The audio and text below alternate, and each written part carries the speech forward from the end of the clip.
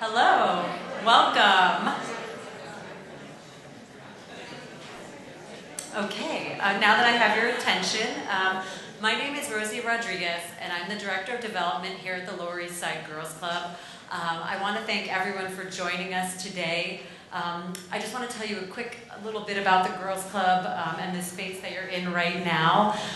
The Girls Club is a free after-school program for girls and young women in high school and middle school. We are open 6 days a week for girls, 365. We were founded 20 years ago. This is actually our 20th anniversary, so it's a really exciting time to be at the Girls Club. We were founded by activist mothers in our neighborhood. There were 3 boys clubs and no girls clubs in the neighborhood. So mothers, artists, activists, everyone came together and created the Girls Club in a shopping cart. We moved to a storefront, and then 4 years ago, raised the money and built this amazing space that you're in right now.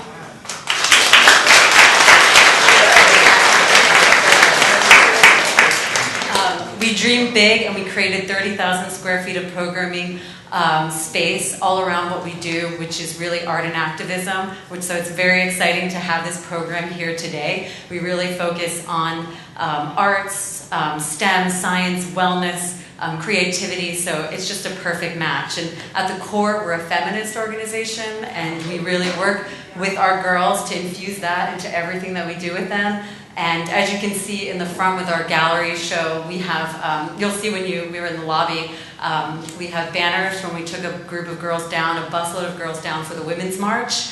They made those banners, they cheered, they demanded their rights, and every day they're marching for equal rights for women. And so we're so excited to host this event with Creative Time and the New York Public Library. And with that, I'd love to introduce Faye Rosenfield, VP of Public Programs for the New York Public Library. Thank you. Well, hi everyone. I am thrilled to welcome you all to the second installment of In Situ, a new series of site-specific conversations between artists and intellectuals on the most pressing issues of our time. In Situ is a collaboration between the New York Public Library and Creative Time. These are 2 institutions that have a long history of connecting ideas and communities in innovative ways, and that have now joined forces to do so together. The New York Public Library, as many of you probably know, has been an essential provider of books, information, and ideas to all New Yorkers for over 100 years. It's our mission to provide space and opportunity for people from all walks of life to gather for conversation about the critical issues that affect our communities, our country, and our world.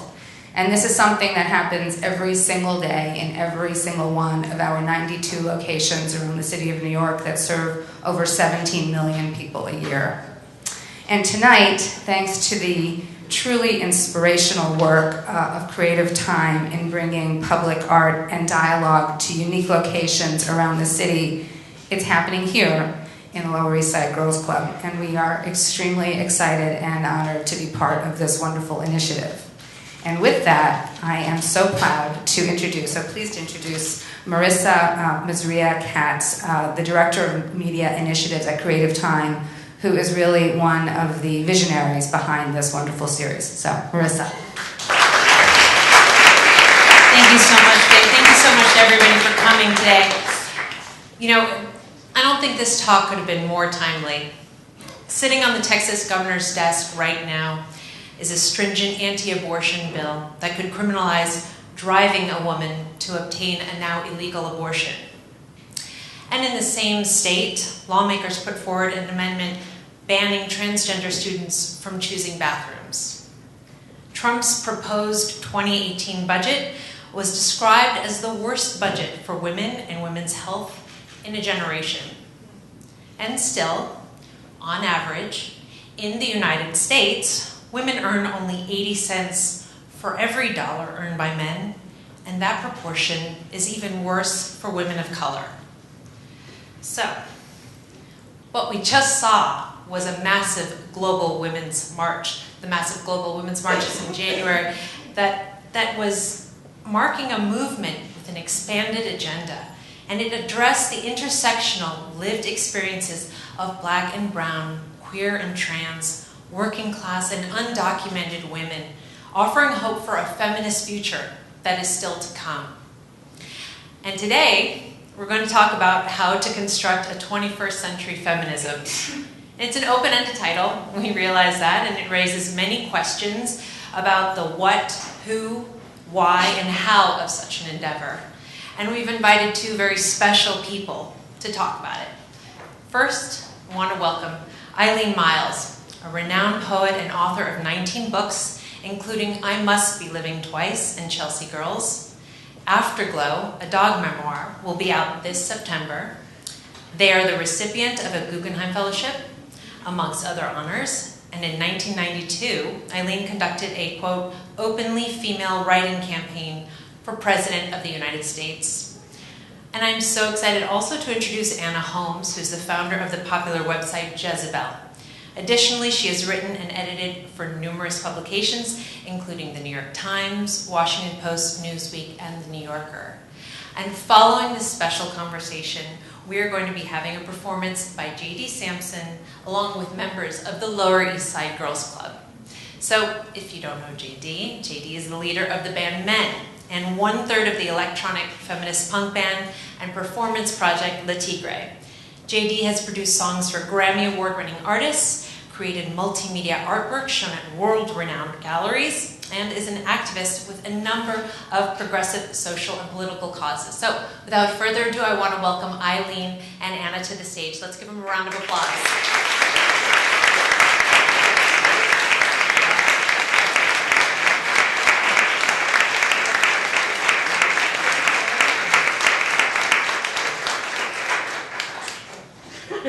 We're scared. Yeah, we are a little bit. All right. I have my bag. I have my notes. Hi, everybody. Yeah, Eileen and I were just talking about how we were feeling a little bit nervous, so maybe it's always good to get that out there. Right.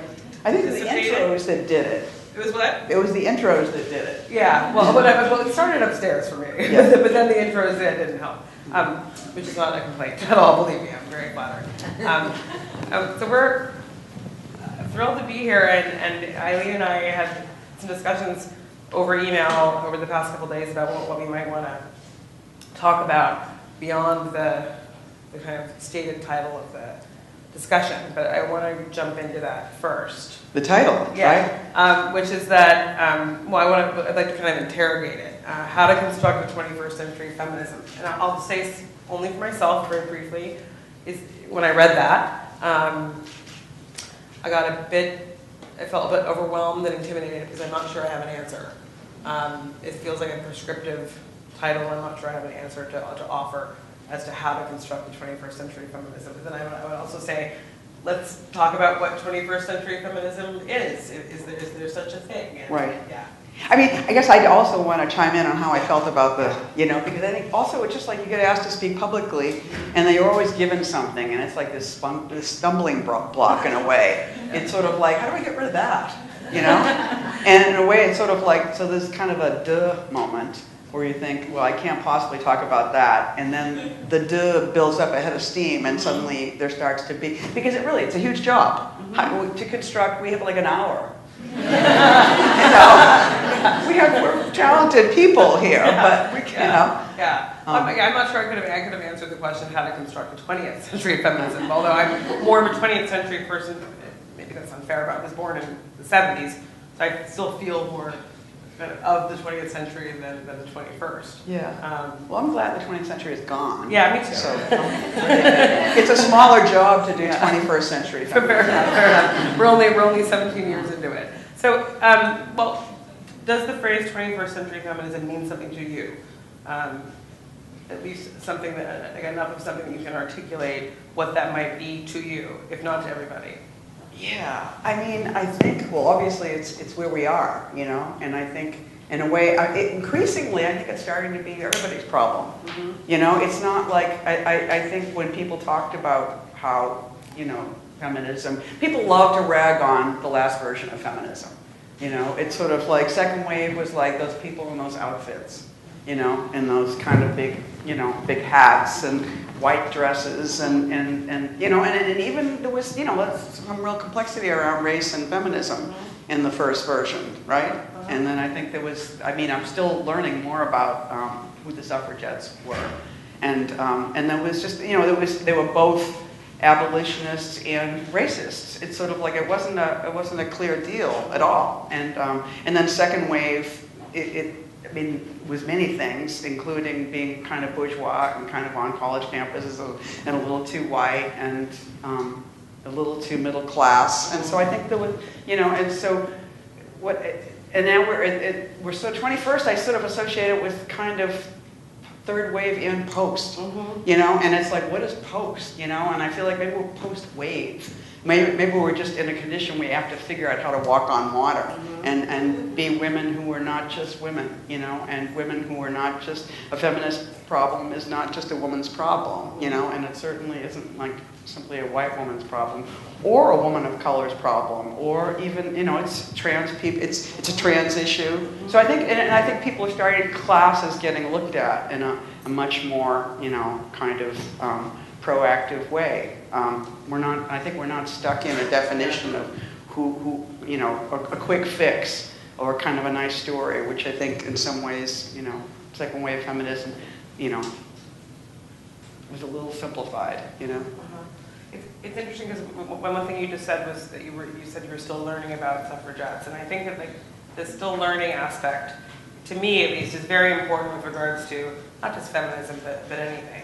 And something that I bring up only because, and you know, I'm paying more attention to the conversations around feminism as an adult than I was when I was 8. You know, when my only experience was like looking at my mom's Ms. magazine. But I do think that some of the conversations that I've seen about in and around feminism over the past 5 or 10 years sometimes feel somewhat calcified, as if the people have involved in some of the conversations have all the answers already. That it's not it's not a learning process, which is what I think it is. I think that I don't have all the answers as to what feminism is or means at the age of 43, and I certainly don't expect to have them at the age of 53. I think that I'll hopefully feel that I have more. But I think it feels like it's a process, and I think you kind of touched on that when you talked about still learning.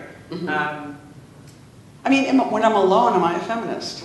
You know, I mean, I think it's kind of an interesting question. Like, where does it begin? You know, I mean, look, when I'm alone, am I female?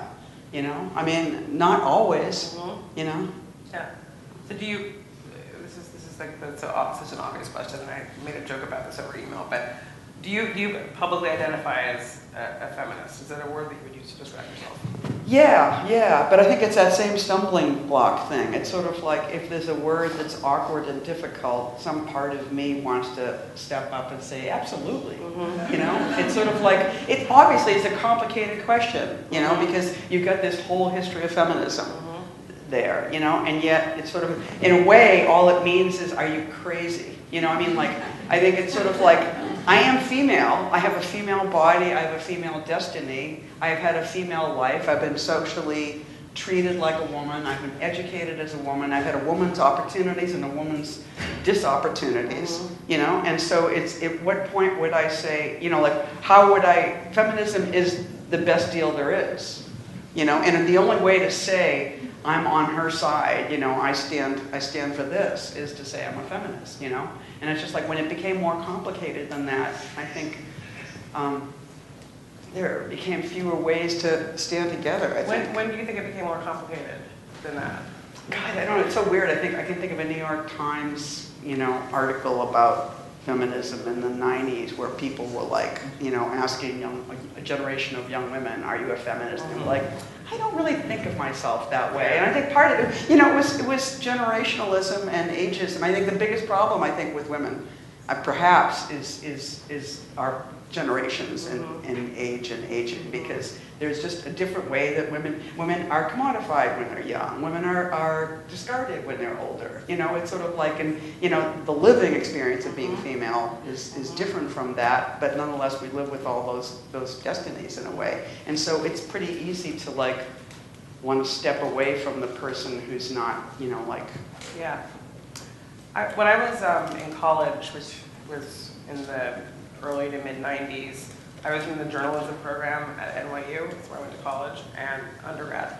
And there was like a campus magazine in like the magazine writing department. This is back when you could aspire to work for magazines and maybe even get a job in a magazine if they existed. But I wrote a piece for the journalism department magazine about how none of my female peers would call themselves feminists, which I was very frustrated by. It was probably 92 or 93.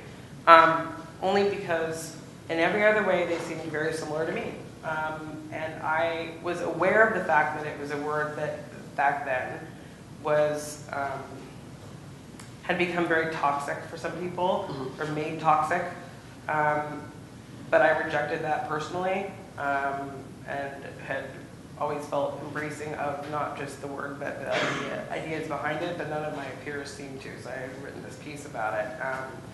And I, you know, even since 27 years later, I still feel disappointed in my peers from that era, although I think there's been a marked increase in the number of women who talk, at least publicly, about gender politics than there were then. Like, I think that there's more of an embrace of, I mean, there's like women, you know, with the t-shirts. You know, I mean, it's become like a marketing thing in some ways. Right. Which is a whole other Female. Yeah, which is a whole other issue. I love the thing you just said that I love the most is that it was made toxic. You know, like that's the political thought and all that it's like, it didn't just happen to become toxic. It was constructed, you know? How old were you in the early 90s then? Like, do you recall like that Susan Faludi backlash, you know? I was in my early 40s. Okay. Yeah. And I think, but I mean, and I think of the like late 80s and the early 90s is where we had what is called third wave feminism, which seemed much more cultural. And I was in college during the second wave, you know. So I lived close to Harvard Square where people were, I mean, somebody burned a bra. And I read about feminism. It was like I would read Harper's. I sort of wanted to be part of that larger culture. But did you feel apart from it? I did feel apart from it. I think because of class, because of being sort of a depressed. I mean, when you were just talking about your own embrace of feminism or not agreeing to the toxicity, it's like part of me wants to ask you how much is your writing your feminism? I mean, when you were coming, did you think of yourself as a writer in college? I thought of myself as someone who wanted to be a writer in college, but I was also, and I kind of still am, I was also the sort of person who thought, well, I'm not a writer unless someone pays me to do it, which is not true. But I was under that impression, and I still think I operate to a certain degree. And I'm not proud of that assumption that unless you get paid, you're not a writer. And actually, I don't call myself a writer now, because I don't write that much anymore. You're such an incredible writer. I'm all right. I'm okay. I've gotten better since I was younger, but I don't think I don't practice that. I don't practice it a lot. Like I think I'd be a much better writer if I actually wrote every day, if I took more chances with regards to things that I do write. I think I can be very removed about the things I write about. I don't really go deep.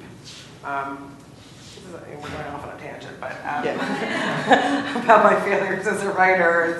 But I consider myself a feminist from a very young age because I was raised by a mother who was a second waver and who it just was never. It was like, you know, breathing oxygen and drinking water. That was just part of who she was, who I was. The writer part, not so much. That again, that was something you had to aspire to be. You had to, whereas you could be a feminist. And you know, like my ideas about feminism as a child were somewhat unsophisticated. I mean, they were. What were they? You know, to be on heightened alert. I mean, not wrongly, for any indication that the boys that I went to school with were being treated differently or better than me, and then to like, you know, raise hell if I felt that had happened. But it wasn't like there was no like analysis around it. It was more like, boys are not better than me, and I deserve to get the same things and do the same things they do. Period. Yeah. And that's I'm And not there was a saying- culture of that at that Yeah. time, too. Yeah, but it didn't go beyond, like, there was no an economic or racial analysis that was, brought into that. It was pretty simple, yeah. I mean, I went to the writing place because I just was thinking that these thoughts about feminism, whether it was something I wanted or something I don't want, happens in the thinking place. Mm-hmm. And as a writer, it's sort of like the thinking. I mean, the writing is sort of where the thinking kind of breaks out. Mm-hmm. And it seems like a part of me wonders. When I was thinking about what does it mean to be a feminist, I was like, well, is keeping a diary feminist? I mean, I think all the ways that I started to come to be. As a child, as a young, as an adolescent, as somebody in college, it's sort of like part of what you were grappling with was being, and not being silent. And so much of what I understood about being female was being invited all the time to be silent. Yeah. And so it's interesting you say that because, when I think about it, there's an aspect to writing. I think this was somewhat there. I wouldn't have been able to articulate it as a teenager when I started writing, but certainly even as an adult, which is that I do think that writing is a way to not just process but communicate difficult feelings in ways that women are not often allowed to do in public or one-on-one because it makes the other person uncomfortable. They change the subject, or like I think it's a way to be heard because it is in essence a monologue. No one can interrupt you because and I think that there's, I have a lot of experience, as most women do, with being interrupted by men. But it reminds me of a book I did when I was in my 20s. I edited. It was an anthology of women's letters written at the end of relationships. So some of them were actively ending the relationship through the writing of the letter. But a lot of them were letters that were written as kind of like post-mortems on a relationship in which the woman is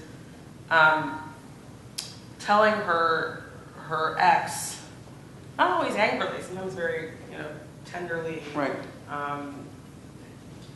How she was affected by the relationship in both good and bad ways. And it's very obvious, it was very obvious in reading those letters that these were, in many respects, women who did not feel that they couldn't have said these things to the person, to their face, because they would have been dismissed or interrupted, or the person would have walked out. I mean, it was the only way for them to feel heard, and in that sense, it was kind of an empowering act to put it into writing. So I do feel that way sometimes, which is that I can make myself heard in ways that I don't often feel I can. In personal interactions, especially with regards to issues that are difficult or with people that are difficult. If that makes sense. So. Just stepping away more from writing and making different things. Are you producing now? How does that relate to feminism? I don't know what it does. My current job, which is to building a digital storytelling platform that's going to launch in the next week and a half or so. It's mostly visual storytelling, so it's photography, illustration, short films, anthologies, and that's not something I don't come from that background. But I think that my interest in that is in large part due to the fact that a lot of the conversations online and the rhetoric that happens rewards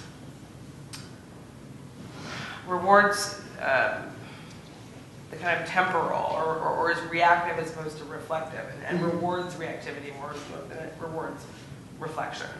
Some of the people that I enjoy the most in terms of who I follow on social media, which I've turned down the volume a lot on the amount of social media I consume or partake in.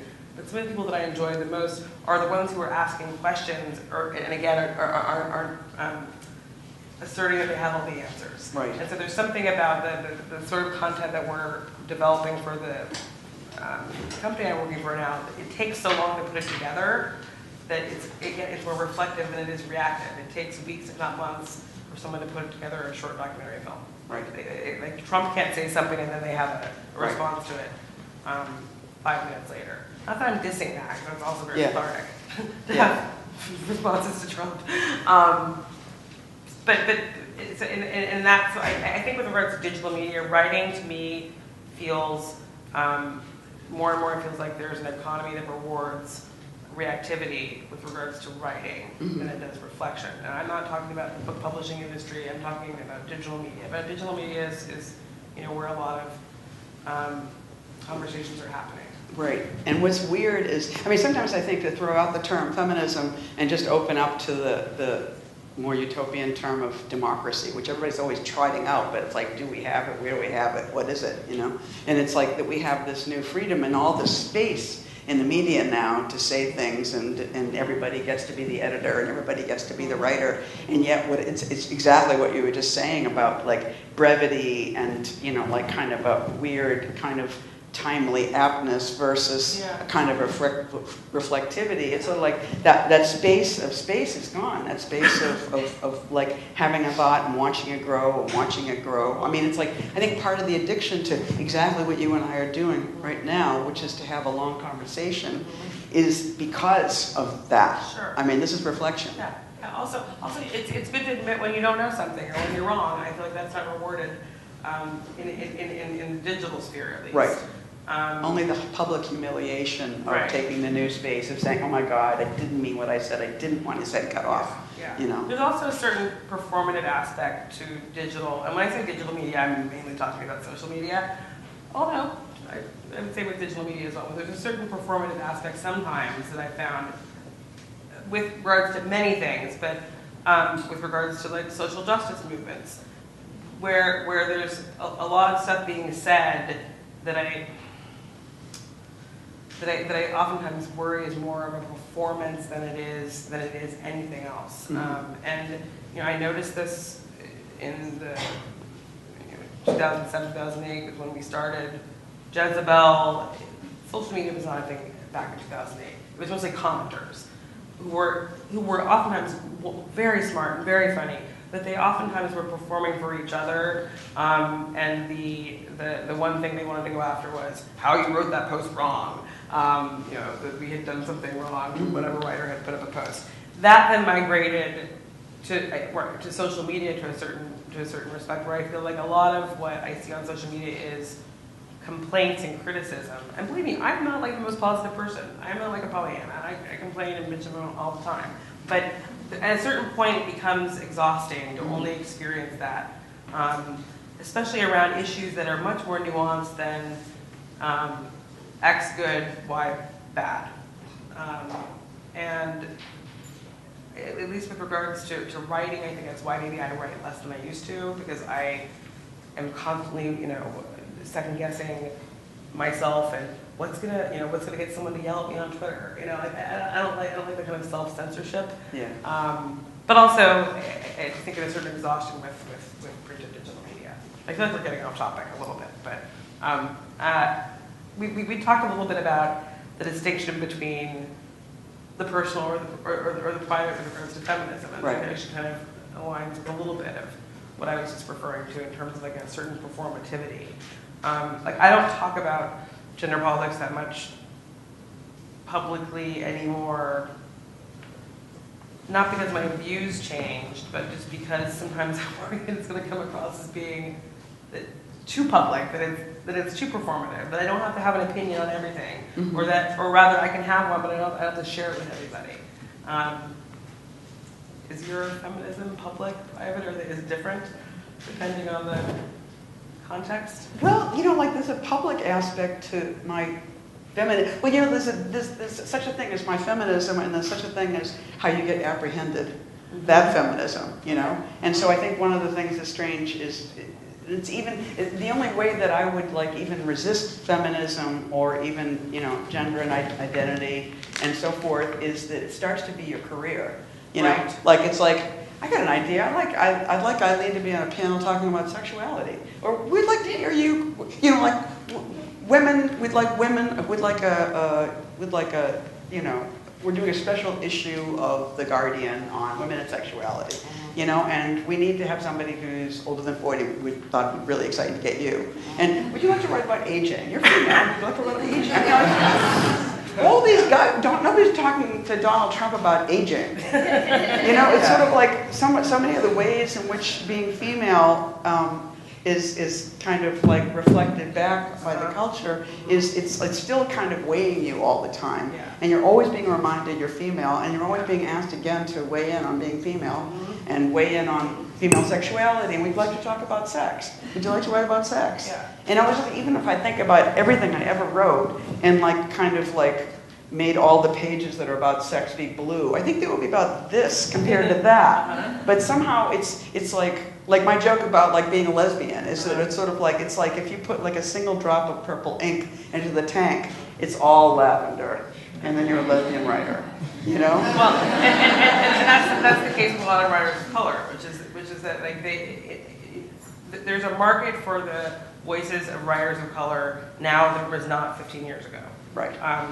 And that's one of the exciting, lovely things about digital media, which is that it has opened up opportunities for a number of types of voices that were not being given opportunities when I was younger, working, let's say, in magazines, when everyone who worked at the magazines all went to the same Ivy League school, and they were all white, and I could go on and on and on. But that said, a lot of the writers of color I know, the first thing they get in the email inbox in the morning is someone said something or did something about race, will you comment? And I've been the recipient of a little bit of that. I'm African American.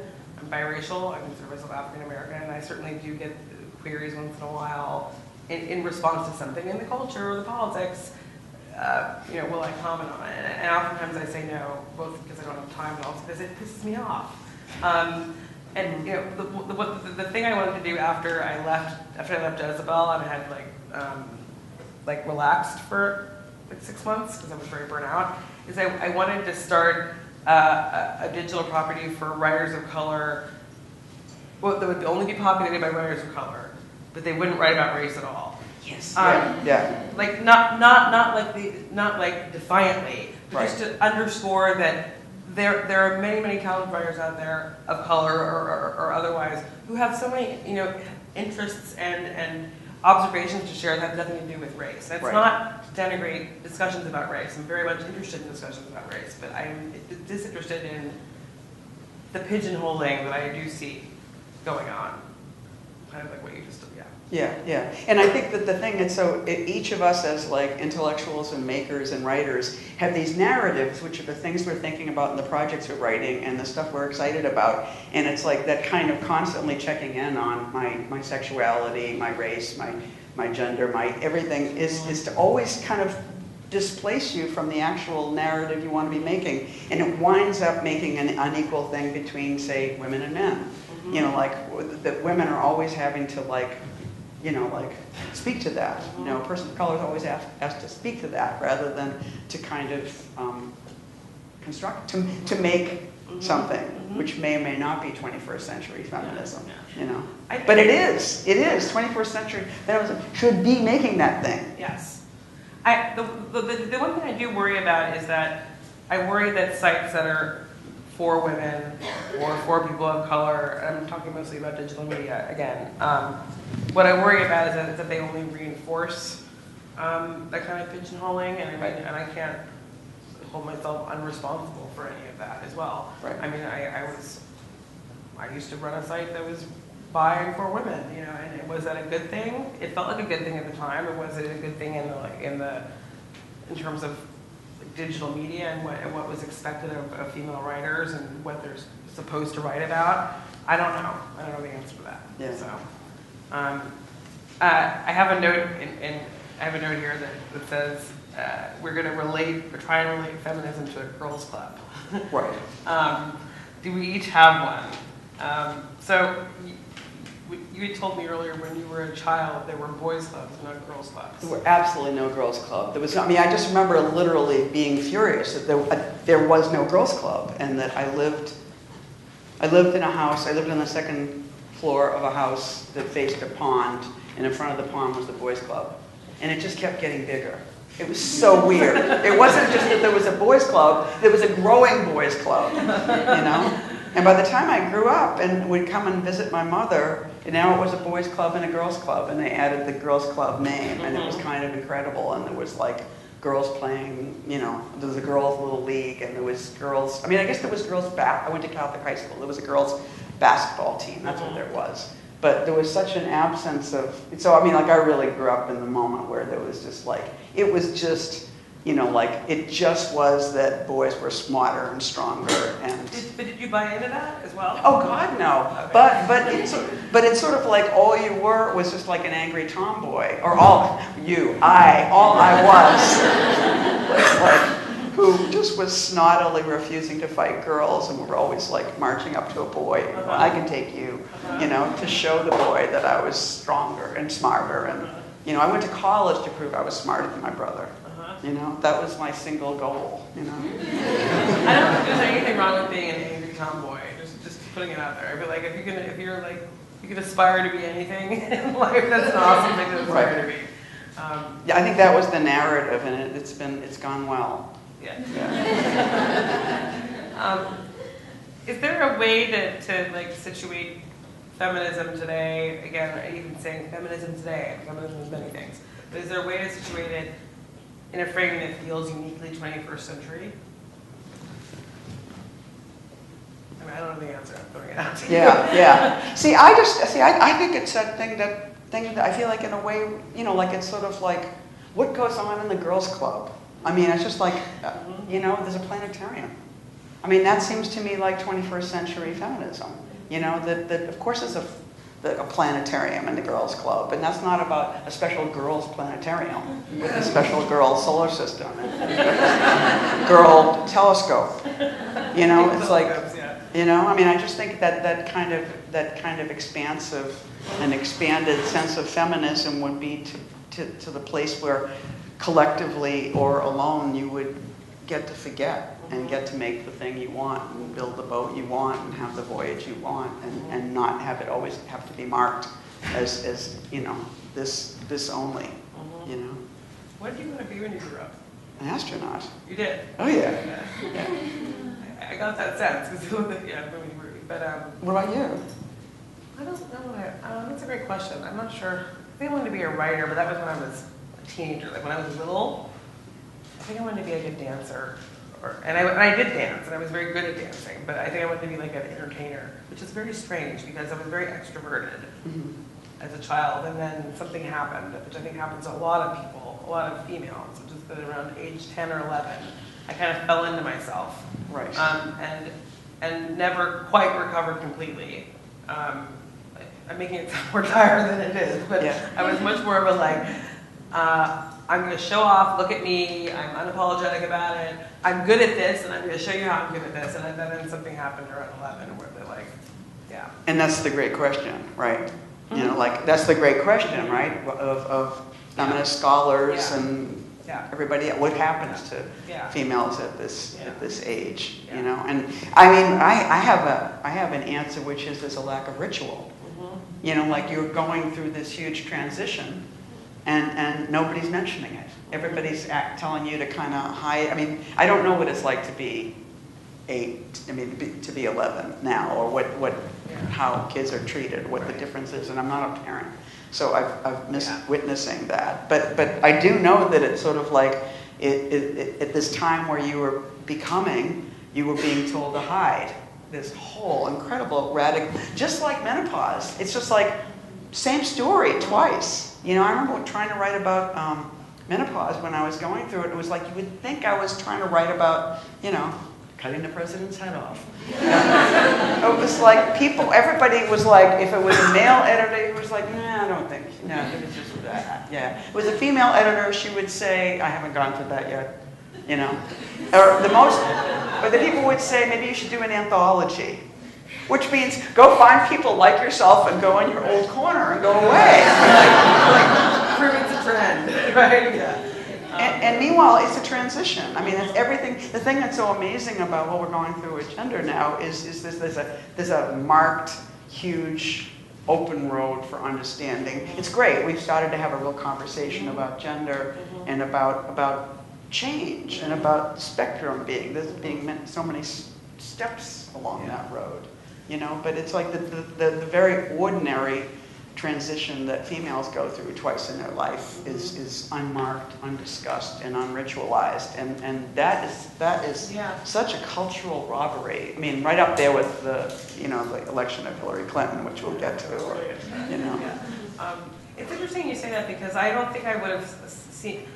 I certainly think that something happens to anyone as they go through puberty, and there are changes that are brought, both physical, hormonal, et cetera, but I feel like what happened to me before I went through puberty. It happened on the cusp between in pre-adolescence. Right. And so I think that even if there had been a ritual to talk about, the onset of menstruation, or that would have happened later than whatever happened to me. Like what happened to me, and I'm making it sound like it was specific to me. It happens to a lot of females. I don't even know how to talk about. Yeah. It felt more social. Like, why do young girls suddenly become much more self-conscious and doubting about themselves? But isn't it because they feel there's something coming? Maybe that's what it is. It's sort of like when we talk about tsunamis, like all the animals run to the hills before they happen. Like animals can sense when earthquakes going to happen before it. Maybe that's fascinating. It makes a certain amount of sense as well. But it makes it hard for me to articulate or explain or to understand what happens exactly, and I do think that along with what happened at that age was what was also happening was that I was being taught, whether or not I took it in or not, but being taught to see other females as competition, which I hadn't necessarily thought of other girls my age as being my competition until around 10. And I don't mean competition in like soccer or softball, because that's fine, it was great. But that there were only so many spaces in the world for females to do X, Y, or Z, and I started internalizing that. I think that a lot of my life since my early adolescence has been rejecting the idea that I have to regard other females as competition. Like I have to remind it's not like a struggle, but I do notice it crop up a lot. And you didn't come up with that idea by yourself. No, I couldn't have. Absolutely. In the same way that, like, when we talk about, like, in history, when they talk about, like, World War II and women had all these jobs because men were at the war, and then the next thing that happened was, like, it was just important that women agree not to work because you're not supposed to take jobs away from men. I mean, that's still out there, as the idea. A working woman is the absence of a man working. And some of that's exactly what happens to a young girl in a way, it's sort of like a girl being somebody means, somehow she's taking up space, or that there's only room for one girl to be somebody. Of course, it's crazy. I think, go ahead. I was going to ask you if you feel comfortable talking about menopause. Oh, sure. Okay. What do you want to know? How old were you when you went through it? It started in my 40s. It was like mid-40s. It started to get weird and operatic. Like PMS started to become like that mandala back there. I was like, holy shit. It just got like, this is too weird. I'm depressed, and now I'm horny, and now I'm this, and I'm that, and stuff. And so it's just like, and then you would start going to doctors because, things were, and then they would say, oh, this is perio, like that great, what is that, a prefix? It's like the hills around menopause, the perios, and I felt like I was, I had to find, I guess, is that a feminist moment? I had to find women very specifically my age who were going through this and talk about it, because there was no conversation, and it was really intense. Because I'll say a book that I've never written that I would love to write is that, because I'm sober too, and so I was already 10 or 15 years in my 40s into not drinking and drugging, and so, but I knew of a lot of women who were sober at that time who picked up, and started drinking and drugging again, because you're going, you're either told to take antidepressants or I don't know what, even, like in 12-step meetings, people would be talking about what they were feeling and stuff, but still it was like, there was like a lot of, so I think a lot of women I know I'm sorry to say, just killed themselves that decade. You know, there's so little, I mean, what people talked about in the first and second wave of feminism, like consciousness raising, is sort of like kind of conversation that should be occurring at this time, you know? It's sort of like there should just be like public sweat lodges for women or something to go and talk and take your clothes off and have weekends and, you know, it's just like, and just be in nature and just like see this enormous thing that's happening to you, because it's like a hot, crazy, depressed, emotional, you're probably like a sage in that decade. I was so productive, I must have written 3 books. Oh yeah, because I was going nuts. You know, all I wanted to do was write and have sex and go to the gym and eat sugar. You know, it was just like, it was crazy. I'm asking you somewhat self-interestedly, only because I'll be 44 in like 5 days. And a number of friends of mine and myself have started complaining about things like, I don't know, I just started crying at work. Yeah, right. I'll put it this way. I went on birth control pills once when I was about 20 for like 2 months, and then got right off them because they did not work with my emotions well. I did that once too. And I think they're very different now. I'm sure that they can like calibrate that, but I was like, never again.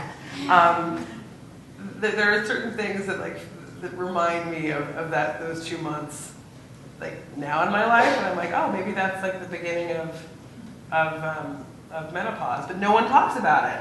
I also feel like when I think historically, like I think I'm pretty educated. When I thought of menopause before, it was like, well, you're like in your mid-50s. Not necessarily, right? But it's this interesting it's a topic that I have not. It's like psychedelic, you know. It's so rich and crazy, and you know. And again, it should be such a, you know, braided part. There just should be rooms, in the same way that there aren't any public toilets. There just be rooms for women who are going through menopause to stop and think in the middle of the day or something. You know, it's just, maybe not just then, maybe always. So did you find the experience to be like, maybe not freeing, but like but it sounds like it was very meaningful. Yeah, I mean, on some level, I feel like I became somebody else, and in some ways, I reminded myself of that person I left at 10. You know, it was like I was kind of like meeting her again. You went back to her. In some ways, I mean, it's like in one of my books is a whole thing about the solar system, and it's just because it was that moment, you know, and I could remember then, what I knew then, and what I cared about. But the thing I wanted to say is, it's just like I mean, I had like 5 women I knew killed themselves in that decade, you know, and it was because they were, you know, and it's also the thing where you're getting older and you feel, you know, especially harder for heterosexual women. I think weirdly dykes live forever, you know, or kind of not live, you know what I'm saying? It's like weirder, you know, and so it's just like its slots aren't quite the same. It don't hit in the same way. I mean, like obviously, if I cared about the attention of men, I would have started really freaking out, you know, in my 40s. But since I don't, I didn't, you know, but it's like, you know, but women, you know, like it's sort of like professionally, you get sort of pushed. If you haven't gotten enough in your 30s, your 40s are rough because it's hard to get things then, you know, because you're not kind of pushing the right buttons. And so it's just like professionally and hormonally, and, you know, it's just like all these things are happening and there's not much support. And then if you mix that in with the antidepressants and drugs and alcohol, you're in this incredible cocktail. You know, and again, no conversation, you know, and it's just like, so I've always thought about the women who died and wanted to, I mean, I you know, there's so many books we won't write. I probably won't write that book, but I know that book. Yeah. I am that book, you know. Well, I hope you write that book. I hope you write a lot of other books, you know, so I hope you write that book if you want to write that book. But I would love to read that book. No pressure. Let me look at some of our, like, other topics we wanted to. Oh, pets. Do you want to get to pets yet, or wait, Hillary Clinton or pets? We're at Hillary Clinton. We're going to talk about Hillary. Yeah, that actually, you just reminded me. So, okay.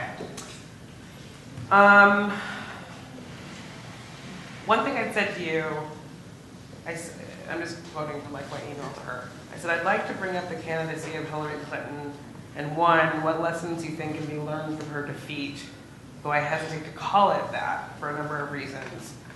And 2, whether her loss changed your views about what's possible for women, not just in the 21st century, but more broadly. and so I'll just throw that to you, and then I want to talk about your piece about Hillary from last year before the election. Would you want to weigh in on Hillary before I? I want you to. Yeah. Okay. Well, yeah. First of all, it is like, was it a defeat? Yeah. You know, and I think so. Absolutely not. I mean, she won.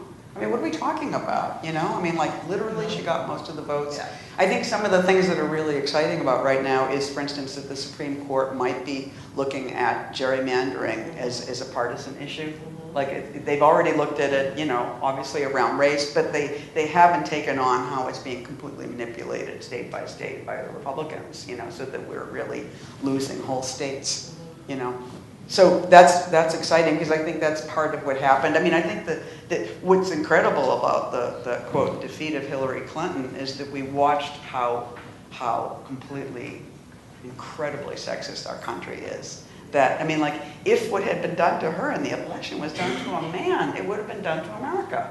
It would have been done to the nation. It would have been done to democracy. It would have been done to the West. It would have been done to the free world. You know, instead it was done to this woman. You know what I mean? It was just like, we had Russia, we had hacking, we had the Department of Justice, we had gerrymandering, I mean, like, how many more things? We had the Voting Rights Act gutted.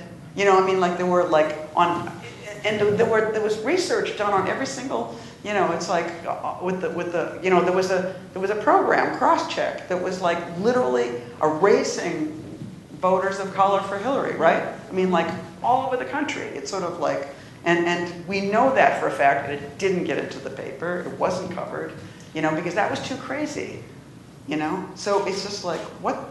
I mean, and we can't talk about it.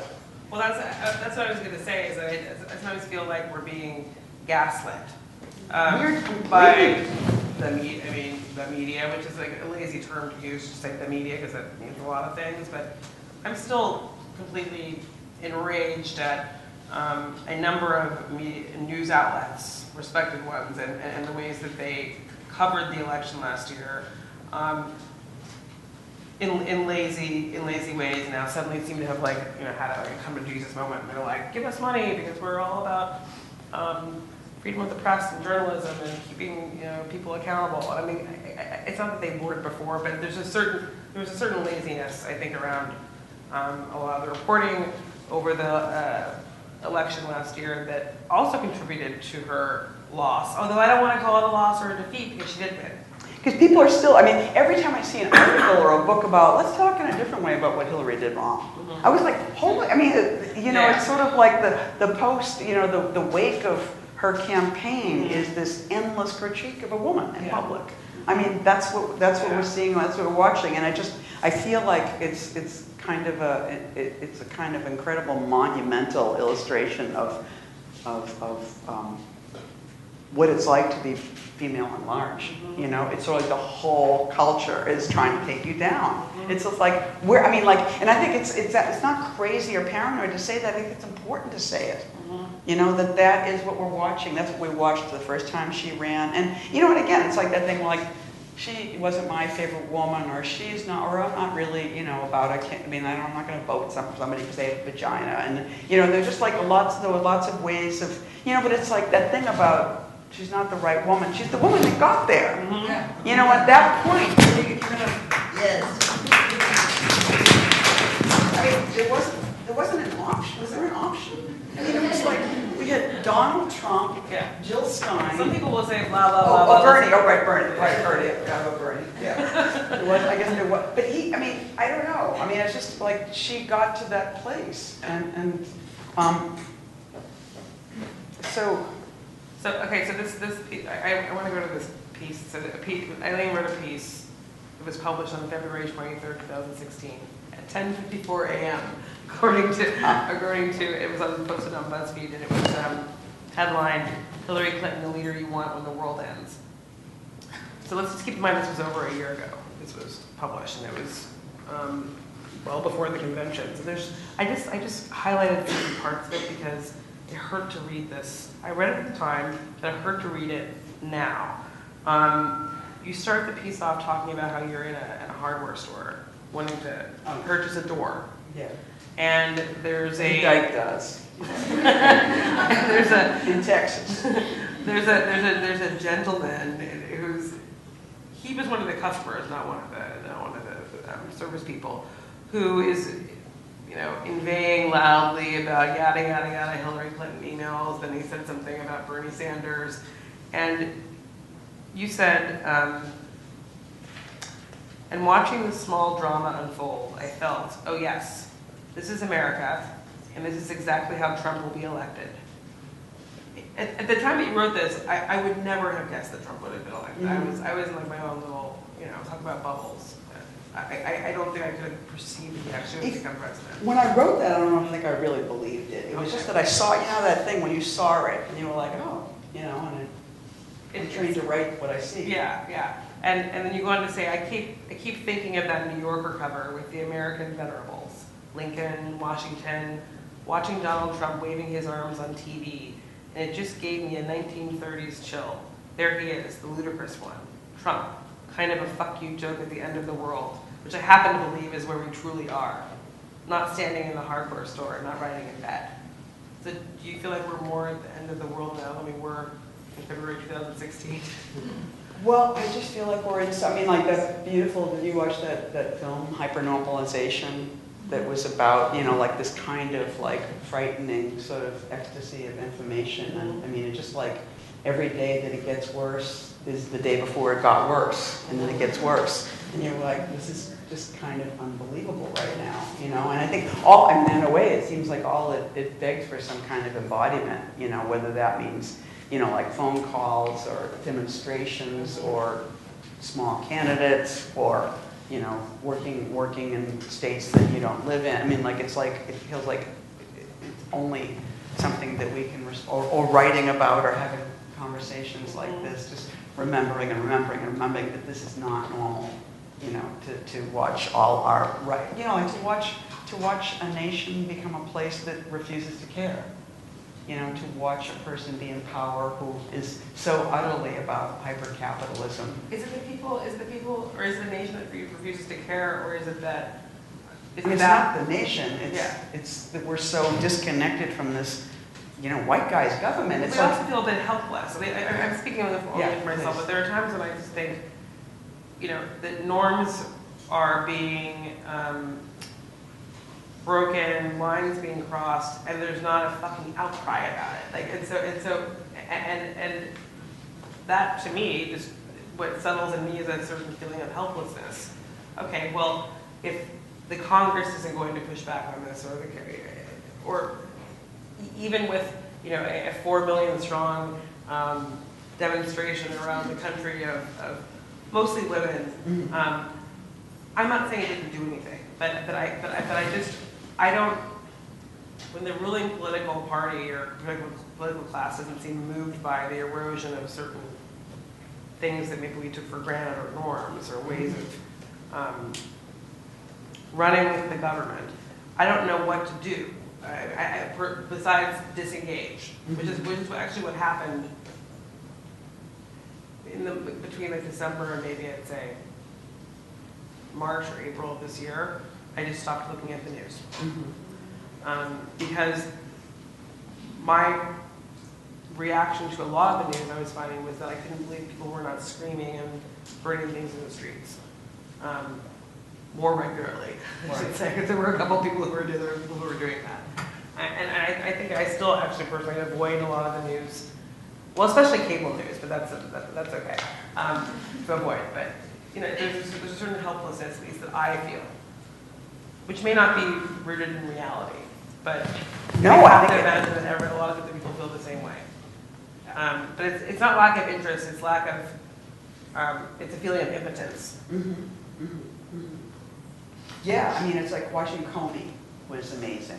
I mean, we talked about this before. Yeah, I didn't watch Comey because I was the other day. I was in so many meetings all day that I couldn't watch the testimony. I just heard about it later. It was so gendered, but again, it's sort of like this is not a new realization to look at Congress and realize it's mostly white, it's mostly older, it's mostly dudes, and you know, and so they're just in this certain conversation that it's all about extracting agreement and comfort from each other, and then going ahead with the narrative. I mean, like, and so Comey, it was just sort of like, it was just this false drama where there's this horrible Philistine that had this noble man that has lived his whole life believing in justice. Comey, this tall man, this tall white man, you know, and has like dedicated his life to the FBI, the good FBI, you know. And this Philistine monster invites him to the White House for a private dinner and makes these incredibly, you know, naughty suggestions that he like,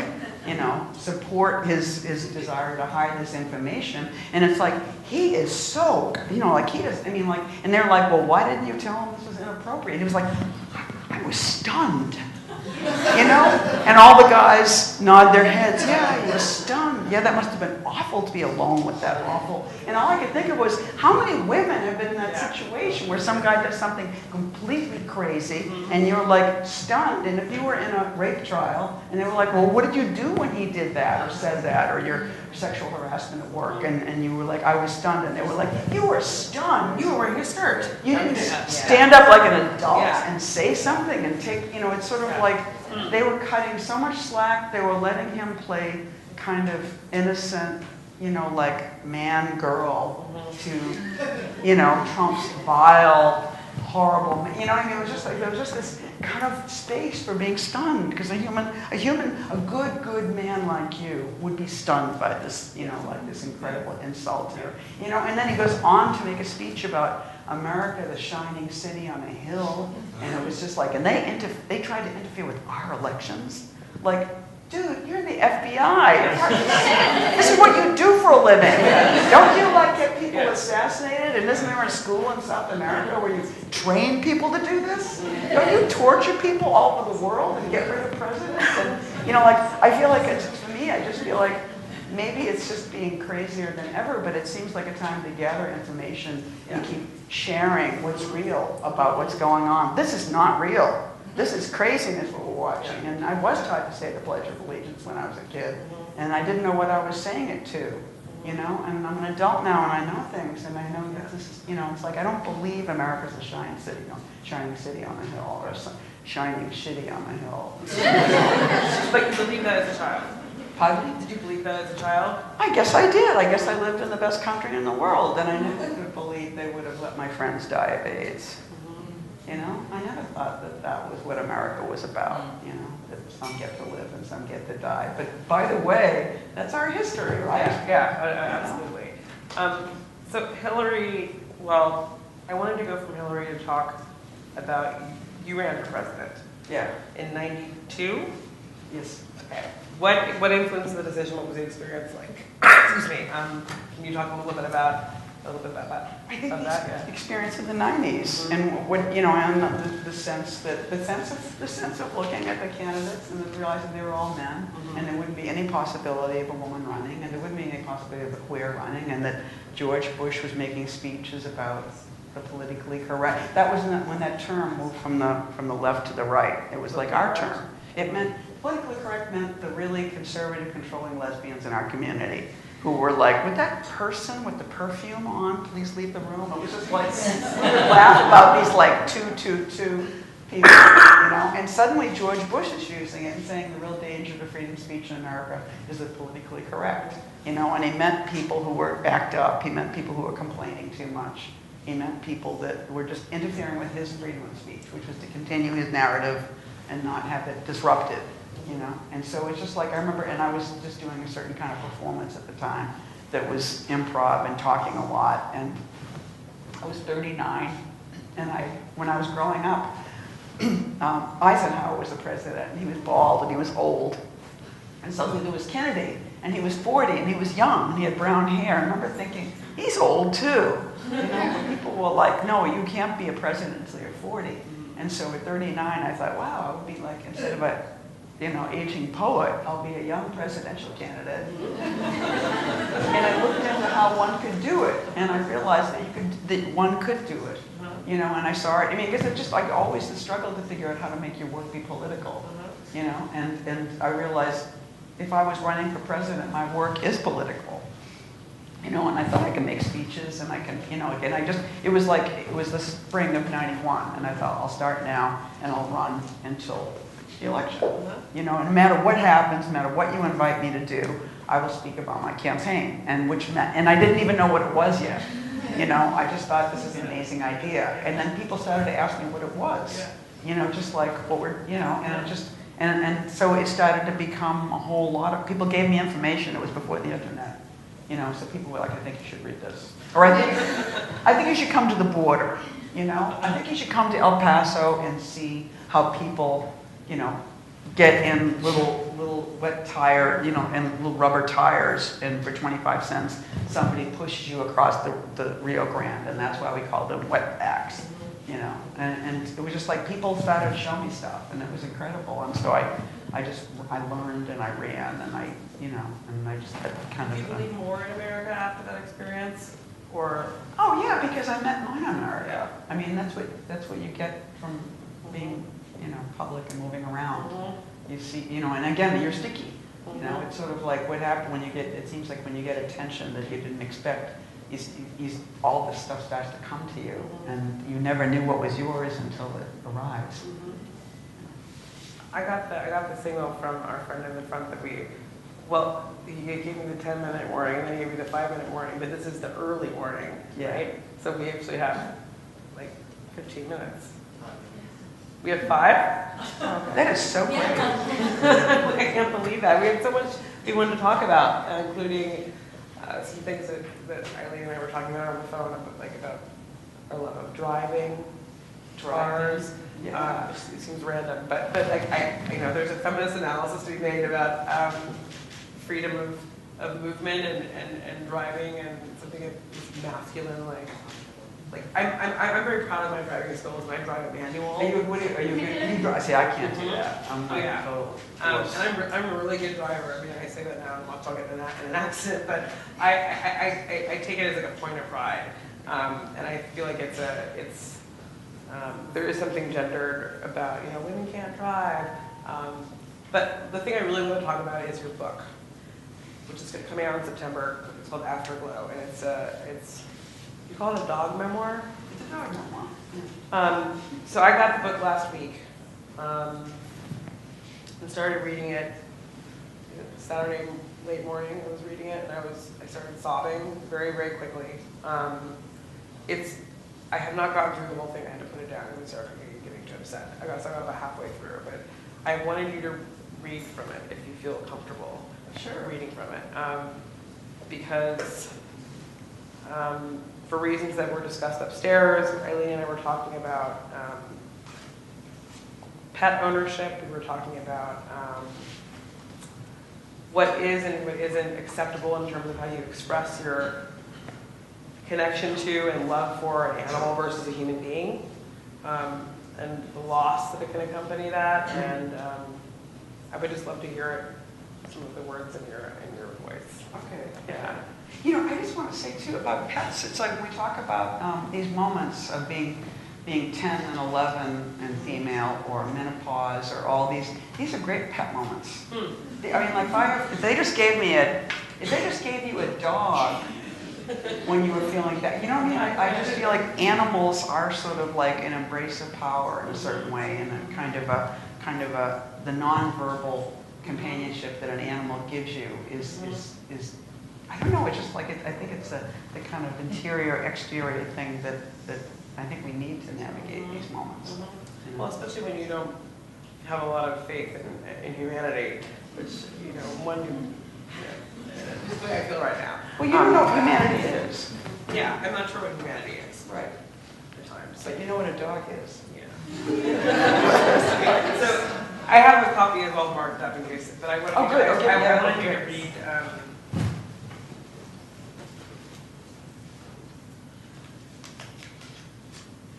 The Death of Rosie. And this is going to be probably our parting note. The dog died. Sorry, guy. You thought you were going to learn how to build a 21st century.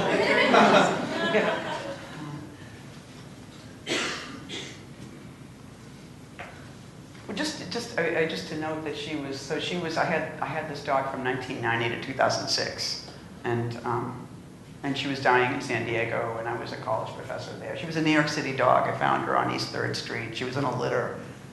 She just looked at me like I was walking by. It was daylight savings. I didn't know what hour it was. And I went someplace and I was an hour early or an hour late or whatever, and I was like, now what's going to happen? And she's what happened.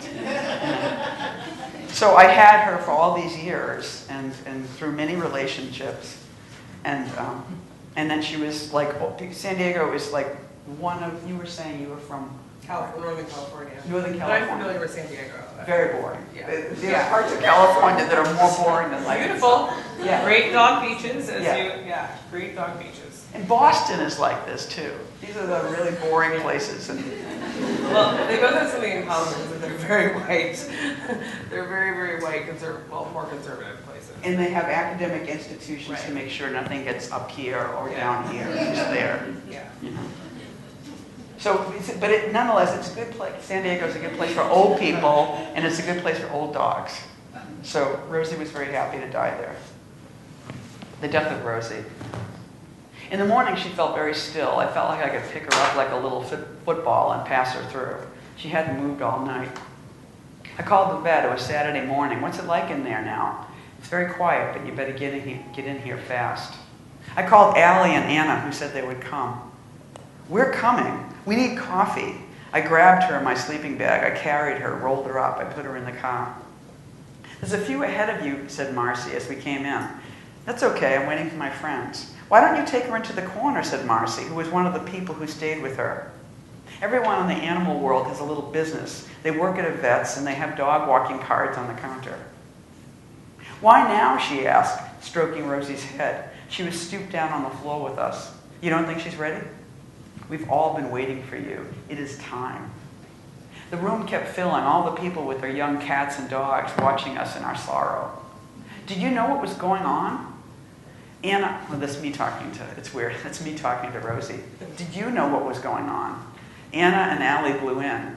Rose, Anna said, crouching down, is there anything we can do? Has she eaten? What would she like? How about some carne asada, Rose? Would you like that? Anna waved the money off. I'll be right back. Oh, Rose, said Allie, her face growing big. Anna fed Rosie the whole serving by hand. Rosie's eyes were large, bugged out like the only parts of her alive were the screaming whites of her eyes, the flat irises in her mouth. Prayerful, but getting it down. Okay, said the vet, opening the door. It was Dr. Todd, the old one. So it's time, huh, Rose? Do you think I'm rushing her? This is the hardest thing in the world, she said ponderously, but in her heart. My partner and I put our old boy down a few months ago. It was the hardest thing we've ever done. We've lost a few. She's been ready for a while. It was you that was holding on. She didn't need to hang on all this time, did you, Rose? She was holding a syringe up. It was pink. This is an anesthetic. That's all she needs, poor thing. I'll give her half and see how that does her. She pushed it in. Maybe her ass, her thigh. She stopped. She put her stethoscope down on her heart. She's gone. It was just a bear of her being alive. It was just a bear of her being still. It was all her black and white, my father's touchable body. I'll leave you with her for a few minutes. Take your time. There was a thin young tech, gay I guessed, who dashed out of the room the moment her heart stopped. He came back. He put a posy, orange and red flowers, tiny, at her neck. He knows she's Rosie, I thought. He knows the rhyme. It looked so good with her colors, her enormous mouth going slack. The inside of her mouth was all out, the scar of her lip, her long jaw. We all cried and hugged. Do you want to be with her? Yes. The world was outside the door. It was Saturday morning. It was so generous to let us be in here now, just like this, just us. She was a city dog born on a sidewalk or a roof. There was always concrete and talk. The world out there now on the other side of the wall. In here, just us. How will I ever let go of you, girl? The first one ever mine. I hugged her long body, her mouth so still, her eyes closed, I think. I don't know. I saw this movie about the jungle. The man died under a tree. His friends were leaving him. Travel well, I said. all the seeds of you and the dream of you, the rot. And then I stepped back into the world.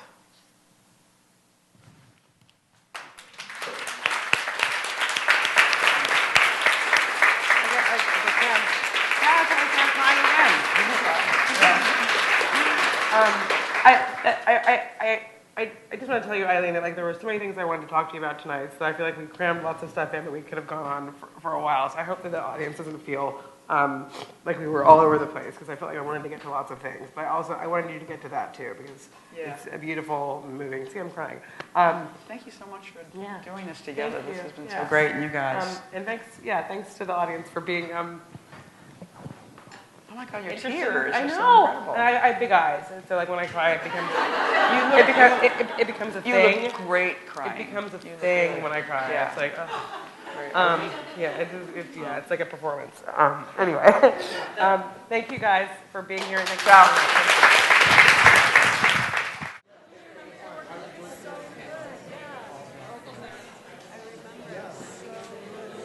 Thank you.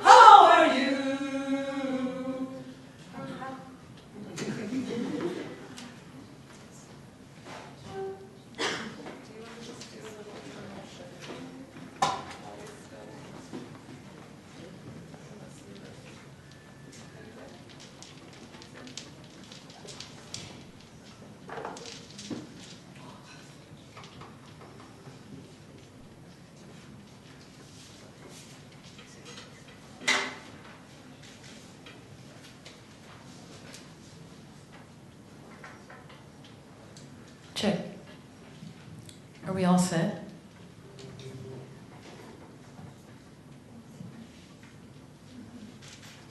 Still making noise. I'm wearing a suit of rocks. It's really heavy.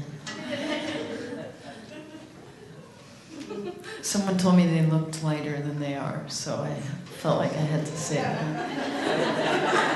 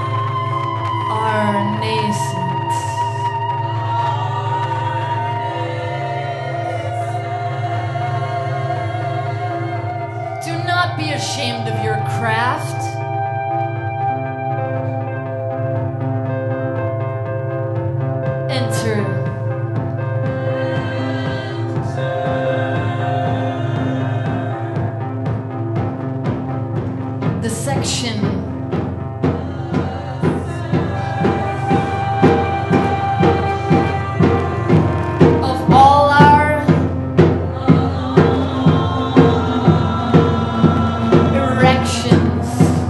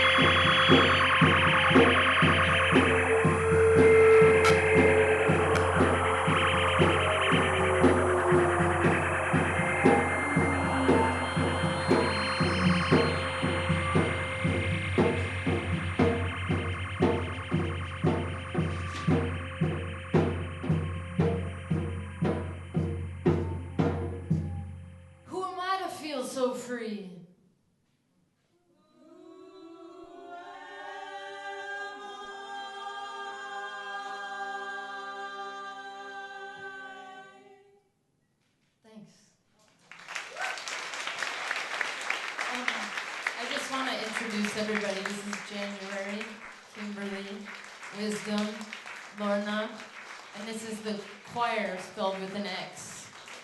Thanks a lot.